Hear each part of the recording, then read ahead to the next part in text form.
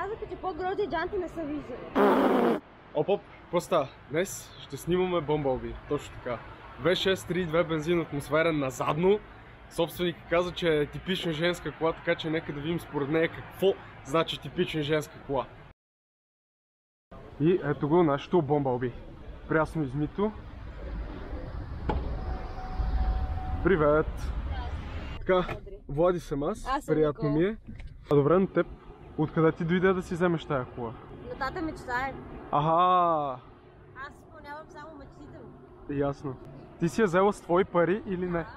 Еми, това е мега хубаво. Откъде си я взела? От Америка ли ти я докара? Американско чудо на чудесата. Чудо на чудесата. Да. Това нещо го чакат 1 или 2 месеца да се докара. Е, това много чакане ли? Аз съм си купила за тези пари. Единственото, което знаеш, че имам кола на твое име. Е, тя още не е била на твое име. Да, До там.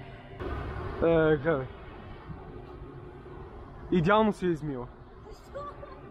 Тела само погледни. Че го забърсах малко.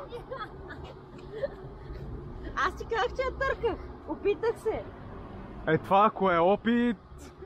Мани. Поздравления. Особено между другото с тия джанти е... Убедиха ми джанти, защото аз казаха, че по-грози джанти не са виждали. И аз това казах. Се чупена броня задна и беше се чупен апарат, ето къде прибира бронята и защото една страна е прибрана, другата не е. Тук не останахме да го прибереме. Така си остана. Не мисля, че някой толкова го забеляза. Щом аз не съм го забелязал. Снимахме 35-ичка на 1.8 с Sony A7 отново.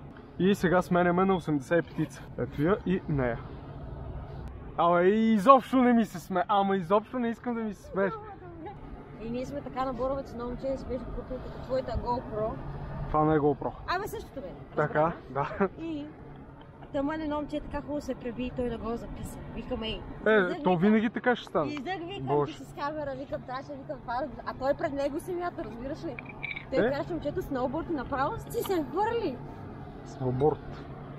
Аз не съм за такива екстремни спортове. Защо? Знаеш колко е забавно? Никога не съм ходил, така че не знам дали е забавно. Ето ще те заведем. Да, ще пасува. Защо? Не знам, не съм скиорче. Сноуборд бе, как ски? То това е едно и също. Скиорче, сноуборд. Така, да. Да. Не бе, смисъл пак, че е снежен спорт. Не съм за тия работи, правилно. Аз съм си кеков. Сега почни пак да си говориш сам. Да бе, нямаше си работа за вършене. Е това, даде една камара пари за кола и гуми. Аз ще 400 лева. Добре.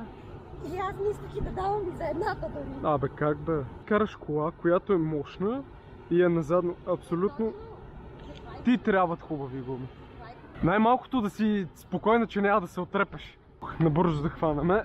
Снимкици да направиме. Айде, Рим, вече почнах да редя. Идеално. Отново задължително CPL филтър. Абсолютно задължително. Не знам дали ще мога да видите как се променя. Този път задното стъкло не е предното. Абе сета.